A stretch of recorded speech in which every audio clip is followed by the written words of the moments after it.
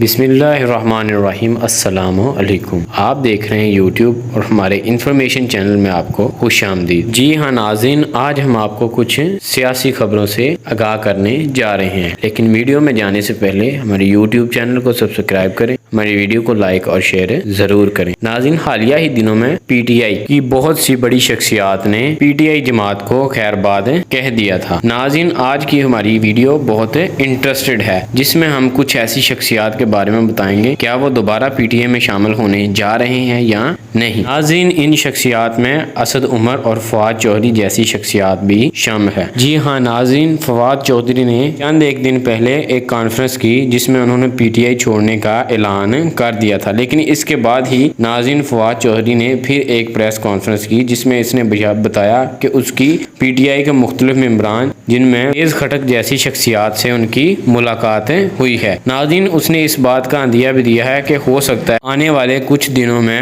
فواد چودھری صاحب پھر P T I کا ایک اہم حصہ ہو۔ ناظرین، آپ کو ہماری ویڈیو کیسی لگی؟ ہماری ویڈیو کو لائک اور شیئر ضرور کریں تاکہ آنے والی اپڈیٹس کے بارے میں آپ کو بر وقت انفارمیشن یا رہنمائی مل سکے۔